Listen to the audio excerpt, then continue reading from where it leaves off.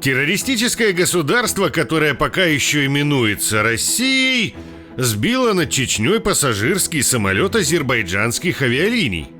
Борт выполнял рейс Баку-Грозный. Но потом что-то пошло не так, и самолет полетел на запасной аэродром в Казахстан, где и рухнул на землю.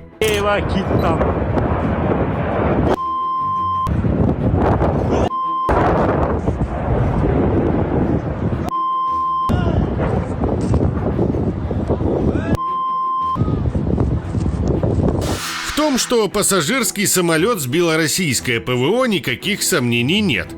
На обломках самолета четко видны отверстия от поражающих элементов зенитной ракеты. Выжившие пассажиры утверждают, что перед посадкой в Грозном слышали взрывы за бортом. И именно в этот момент ПВО Грозного отражали атаку БПЛА. Рядом с самолетом взорвалось нечто, обломки которого... большие, маленькие, но в основном небольшие, что соответствует, в принципе, начинке, поражающими элементами боеголовки зенитной ракеты. Скорее всего, самолет был атакован системой «Панцирь С-1». Вышли из строя системы управления, и произошла разгерметизация салона. Налицо очередное преступление Москвы. А как себя ведет Кремль, когда его ловят на горячем? Начинает много и бессовестно врать. История с азербайджанским Embraer 190 повторилась один в один, как с малазийским Боингом, сбитым на Донбассе в 2014-м. Росавиация сразу заявила, что самолет пострадал в результате столкновения со стаей птиц. Такое, конечно, бывает, но в данном случае это звучит как издевательство над здравым смыслом. Интересно посмотреть на птиц, которые оставляют такие повреждения. Возможно, существует неизвестный науке вид чеченского зяблика, который взрывается при виде самолета. Или, может, это какие-то неизученные дятлы, которые буквально продолбили фюзеляж в поисках логики. Bunu arkadan şey diyebilir de. Bu yani yere değməklə bu qədər deşik aça bilməz. Biraz müəmmalı budur. Bax buna baxın, buralar hamısı deşikdir. Дальше, опять-таки по отработанной схеме, Москва стала вкидывать кучу разных версий.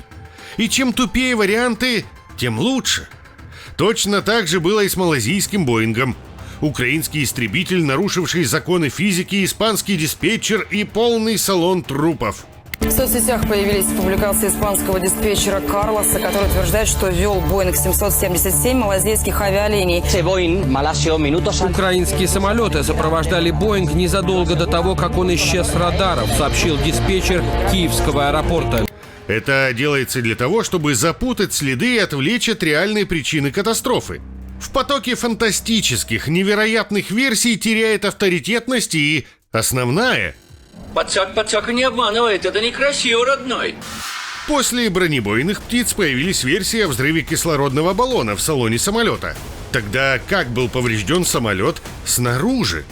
Не задавайте себе этот бессмысленный вопрос. Баллон – это классический пример отвлечения внимания. Основная версия произошедшего – столкновение с птицами. По некоторой информации, в самолете произошел взрыв. Потом оказалось, что азербайджанский лайнер сбил украинский БПЛА. И никого не смущает, что БПЛА летит в 3 раза медленнее Эмбраера и что он предназначен для поражения наземных целей. Тут главное, что во всем можно обвинить украинцев. Нельзя переть против природы, против тещи и украинцев. Финальным аккордом стало заявление российской стороны о технической неисправности самолета. И эта версия рассматривается как основная. Шах и мат вашим собственным глазам. Самолет превращен в решето из-за технической неисправности. Получается, по основной версии Москвы виноваты сами азербайджанцы, ну и еще немного бразильцы, которые этот самолет производят. Это какой-то позор? Вот только самолет Embraer 190 довольно новая модель, с высокими показателями безопасности.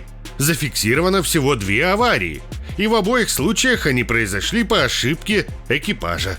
Пресс-служба Азербайджан Airlines, конечно, покрутила у виска, но для проформы сообщила агентству ТАСС, что потерпевший крушение самолет был выпущен в 2013 году и последний раз проходил полный технический осмотр в октябре 2024 года. Как отмечено в заявлении авиакомпании, с момента последней проверки самолет налетал 671 час. В принципе, не имеет смысла обговаривать какие-то версии. Есть один единственный вариант. Самолет «Азал» выполнял рейс Баку-Грозный. На подлете к столице Чечни по нему отработала ракета ПВО, возможно, перепутав с беспилотником, потому что как раз в это время был налет на Северный Кавказ. Логично, не правда ли? Известно даже место и время сбития лайнера. Его могли поразить в небе над Наурским районом, где располагается часть со средствами ПВО. Удар ракетой произошел в 18 километрах к северу от аэропорта Грозного, на высоте около 2500 метров. Известно, что на вооружении этих частей ПВО находится как раз «Панцирь С-1». Совпадение? Не думаю. Подтверждают эту череду событий и уцелевшие пассажиры. Выживший Субханкул Рахимов успел дать интервью Russia Today. По моим подсчетам, раза два он шел на посадку. Но вот что-то в 3-й раз что-то взорвалось. Внутри самолета? Был взрыв.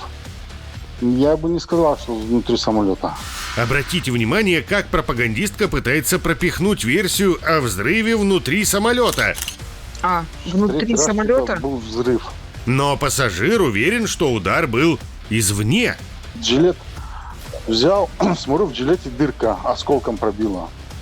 После этого взрыва, как раз между ног у меня где-то там вот этот осколок пролетел и попал, он жилет насквозь пробил. В жилете дырка у меня аж, я на телефон тоже это снял. Может быть, где-то там вот в борт врезалась, может быть, рядом с бортом. Но взрыв был, были осколки. Другой пассажир Заур Мамедов также рассказал о взрывах. Он утверждает, что их было несколько. Потом они пару часов летели и упали. Не переживай. Наш самолет упал, разбился. Жив я. В Казахстане где-то. Да, Бог спас, если честно. Блин, я часа 2, наверное, я не помню уже сколько. Часа 2 ехал, летел, вернее, и, ждал своей смерти, что вот сейчас. Складывается абсолютно понятная картина. Российское ПВО повреждает азербайджанский самолет, после чего направляет его на запасной аэродром в Махачкалу. Но сесть там невозможно из-за тумана. Тогда его отправляют в казахстанский Актау. И это странно, почему его не вернули в Азербайджан? Расстояние от Махачкалы до Баку всего на 30 километров дальше, чем до Актау. Но доблестные российские диспетчеры отправляют подбитый плохо управляемый самолет лететь через Каспийское море на местечковый аэродром в 3-й стране, вместо того, чтобы посадить его в современном международном аэропорту Баку, где есть вся необходимая техника и инфраструктура для реагирования на подобные инциденты. I don't know. Все очень просто. Москва не хотела, чтобы самолет попал в руки азербайджанцев, потому что сразу была бы выяснена причина катастрофы. Борт с риском для жизни людей отправили в Казахстан, который является военным союзником России. Там уже попробуют скрыть хоть какие-нибудь детали преступления. Конечно, если бы самолет сел в Махачкале или упал в Каспийское море, то правды мы бы точно не узнали никогда. Нам бы заявили, что азербайджанский самолет сбили боевые украинские гуси, оснащенные ПВОшными комарами. Такой беспилотник транспортирует в заданный район контейнер с большим количеством комаров, переносчиков инфекции, и высвобождает их. Но Казахстан — это не Россия, и в сеть сразу попали видео и фото подтверждения реальных причин трагедии. Даже упоротые Z-пропагандисты признают, что у Москвы рыльце в крови. Телеграм-канал Fighter Bomber иронизирует над множеством нелепых версий Кремля и признает очевидное. С птицами разобрались. Появление этого видео было вопросом времени. Какое-то время будут заниматься бессмысленным БПЛА, это ЗРК или бомба в багажном отсеке, но, думаю, недолго. Трагедия повторилась, потому что Москва не понесла наказание за малазийский Боинг. Безнаказанность неизбежно ведет к рецидиву. Это катастрофа-звоночек всем авиакомпаниям, которые почему-то до сих пор летают над болотами.